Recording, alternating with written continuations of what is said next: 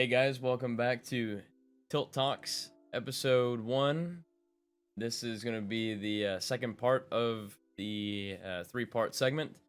As you can see, I kind of still rearranging of the camera angles and that, moved some stuff around, uh, made the camera look better. I'm really liking this angle that I switched to, so hopefully you guys do too. So just to give you a little bit of an overview of this video, we're going to talk a little bit more about the inventory display. We're going to get into the overview of the world map and some of the elements of that, and then we go right into talking about some of the combat and combat mechanics. So with that being said, I want to keep this short. If you guys enjoy the video, remember to like and subscribe. Part 3 should also be out either Tuesday or Wednesday of this week, hopefully. And then I'm also going to try to throw together my Warzone compilation video. So hopefully you enjoy the video. If you have any comments or tips or anything like that, just throw them down in the comment section below, and I will also timestamp out this video for you guys to make things as easy as possible for you to find. All right, It does have enjoy the a video. little bit of a in-depth to it, so it's not just cookie cutter. Oh, your armor craft, you can craft whatever armor you want to. You actually have to hone your disciple. Just real quick too, since I didn't really touch too much on your equipment slots or inventory, but basically you hit, your keybind or whatever for your inventory, which mine is I, but it brings up your inventory screen, which on the right hand side is basically a rundown of everything. As far as one of the things I do like is that they break everything up for you to where it's not just, hey, here's your inventory space and everything's thrown in there with, you got your food, resources, weapons, armor, whatever it may be, and it's all just kind of thrown in, and there's no separation to anything. What they did for you here is, I'll start just going from the top to bottom, but you have a search bar. So if you're looking for something specific in your inventory, you can find it. They also have, your usual like sorting buttons, so you can sort by weight, gear score, tier, I guess the time that you found it or how long it's been in your inventory or whatnot.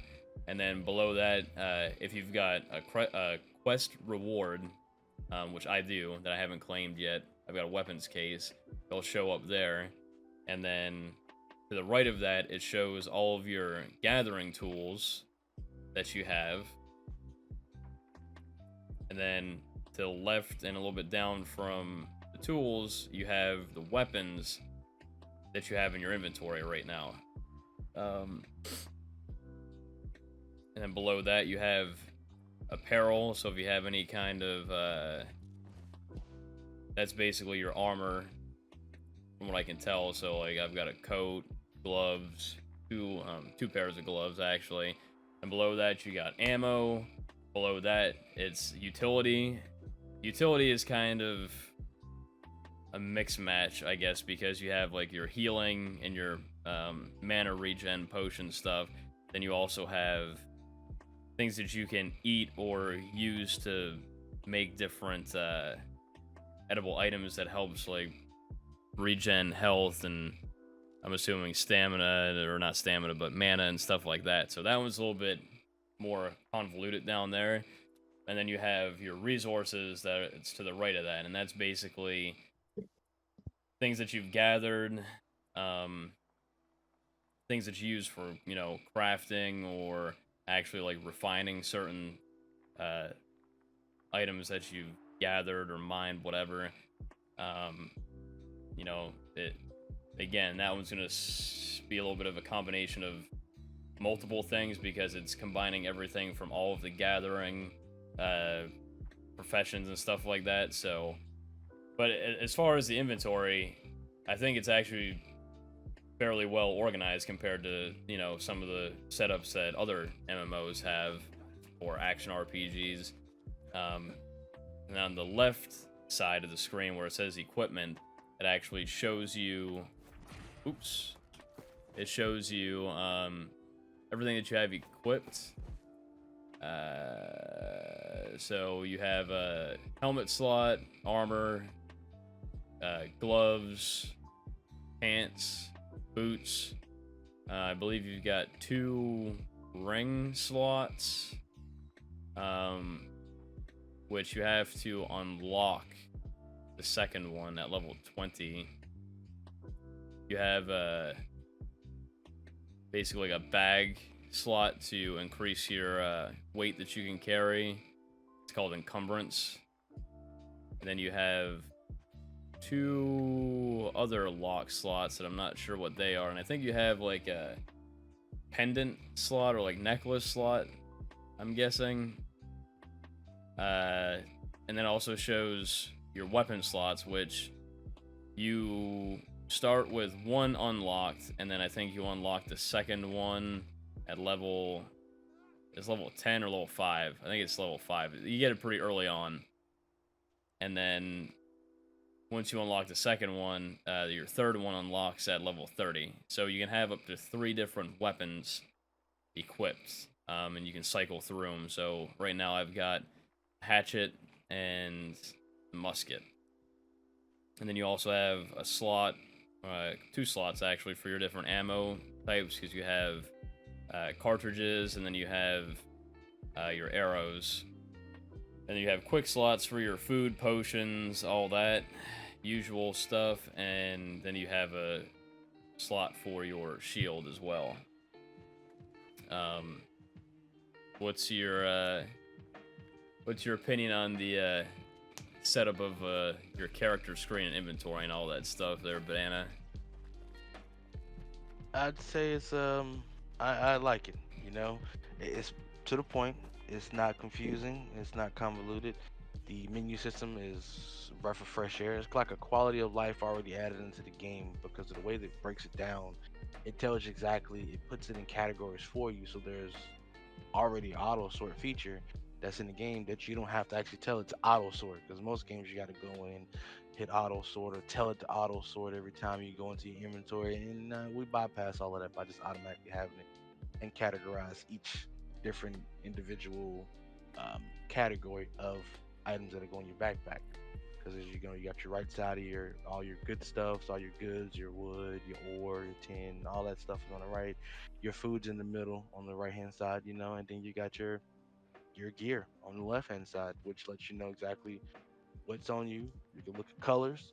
It pops up and it overlays the numbers like Diablo does when you clicking on you know, you hover over a gear set item and you want to know something, you got to hit an extra button. Nope, this game already does that and brings the quality of life to it already.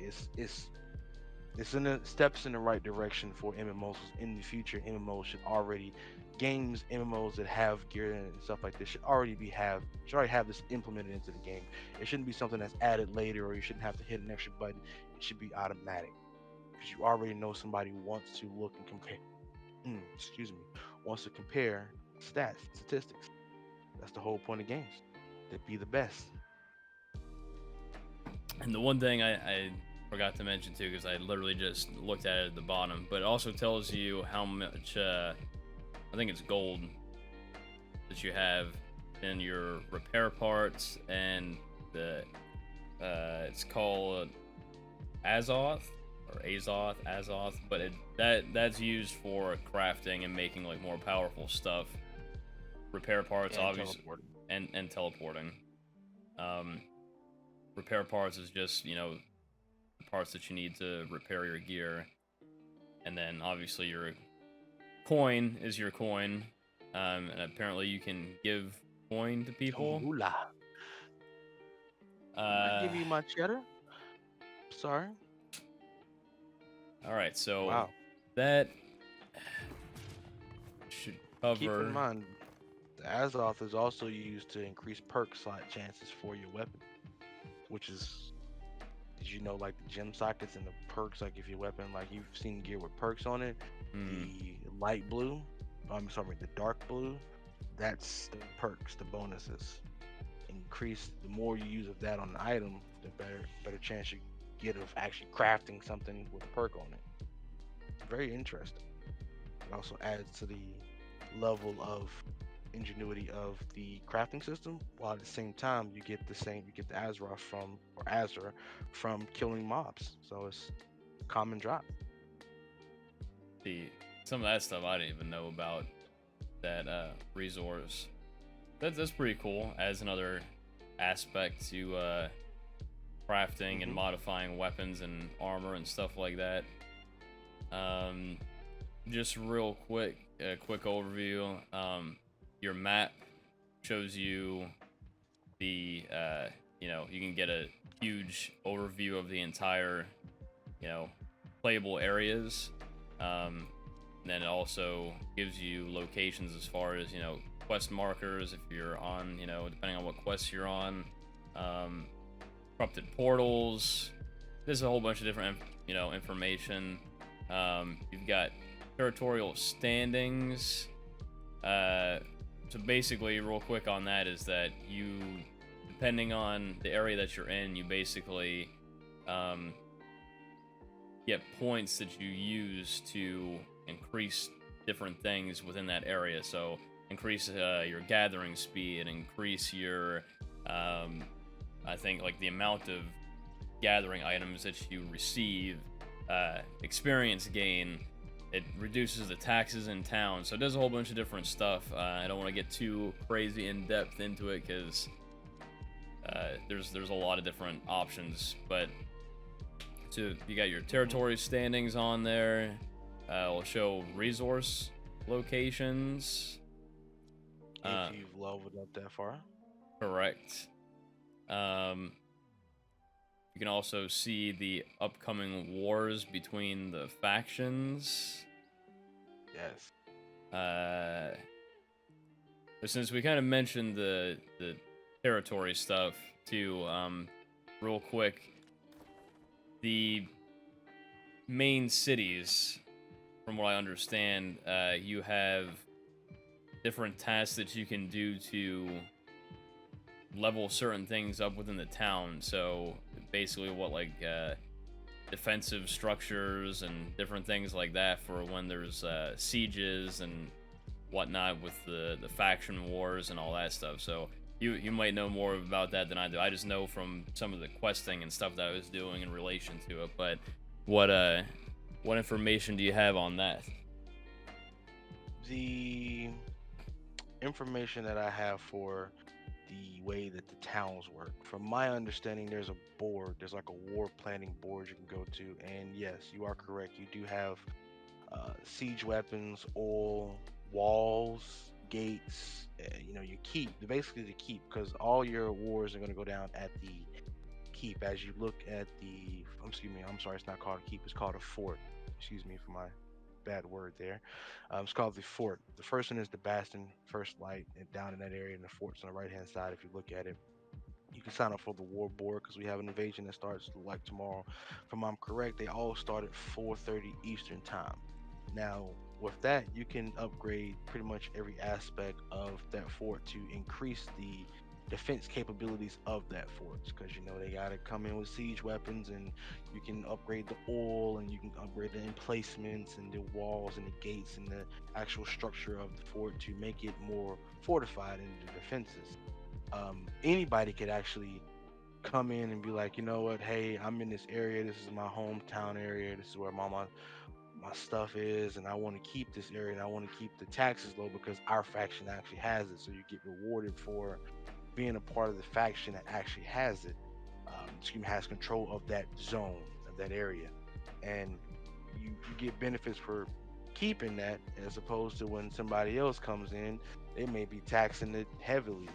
This guild comes in, they're taxing you 40% as opposed to you only getting taxed 10% on what's going on. So you want to keep your your area, because if you put a house in there, you also got to pay property taxes. And that's another thing, and it's another little ingenuity to the game. But from my understanding and my seeing it, anybody can come in and put money into the defenses of the fort. It's a leveling process. I think the more resources you put into it, the quicker it levels up, or maybe something that's over time once you hit the certain amount of money, but it does cost you in-game gold.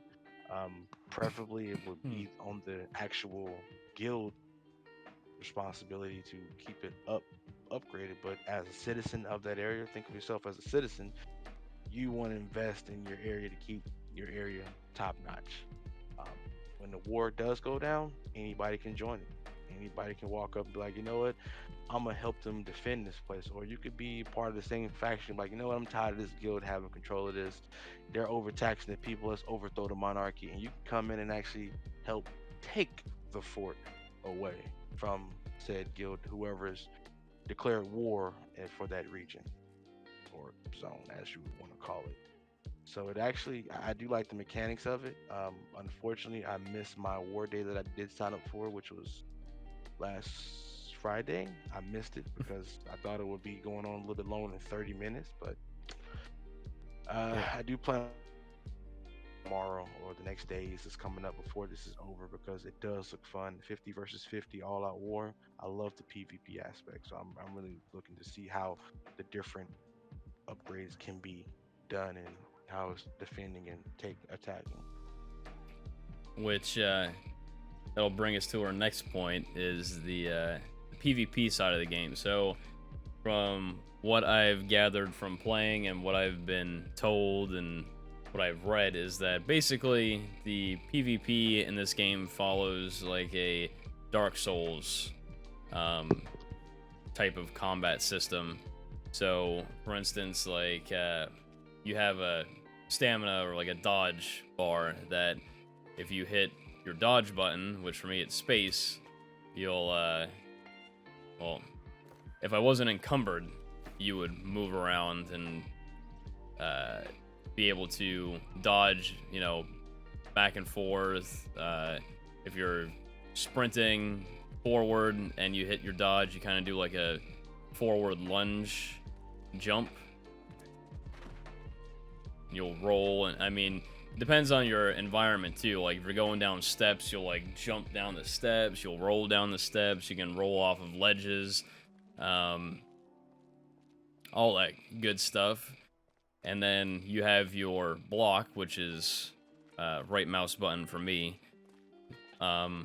Basically, it's if you've played Dark Souls, you kind of already know how the combat goes, but almost follows like an action RPG take on the combat. So you just keep clicking left click to attack, and you'll just keep going. You have no stamina bar for that, as far as I can tell. When you block, if somebody blocks your attacks, I don't think it affects their dodge bar, does it? When it does, so it takes some of their dodge away, right? You can actually get broken if you think of a fighting game. If you block too much, you can be broken and open yourself up to a heavy attack where it will come in and disrupt you because you'll be temporarily stunned for a moment. Right. So I know that when you attack a person who's blocking repeatedly with light attacks, you'll eventually break it, and then you can do a heavy attack, which is just holding the left click or whatever your attack button is to do a heavy attack, and it'll break their block. But when somebody is actually blocking repeatedly, does it also take off of their dodge bar? Yes, It does. Yeah, exactly. Okay, so it does decrease that slowly. The one thing that I will say about the combat, I feel like they need you to have to dodge. right, because if you just try to sit there and block, eventually it's gonna be broken, and you'll just get locked up again. Especially if you're backed up into a corner or something like that, or up against something. I think. No, they probably have abilities and stuff for different weapons and armor to where you may get some kind of like parry ability and stuff like that, but you definitely have to get used to blocking, dodging, changing angles so that you don't get, jammed up somewhere. And the cool thing about this too is that when you're using ranged weapons or the staffs that have, I think it's pretty much all the staffs have like a ranged attack, right? Yep. So you actually have to aim. There is no auto lock. If you shoot an arrow, correct. There's no tracking for you. Like if you shoot an arrow, you fire a musket shot. You shoot like Banana's doing right now with the staff. He's actually aiming that right now. If you aren't a very good shot, or the person's moving around a lot, or the creature, you do have to kind of have the ability. You have to have the ability to track the person and kind of guess where they're gonna go, because your shots will miss. It's not World of Warcraft where you fire a firebolt or something and that thing will follow that person like a heat-seeking missile. So As you see now, like even the throwing axes, there is a drop off.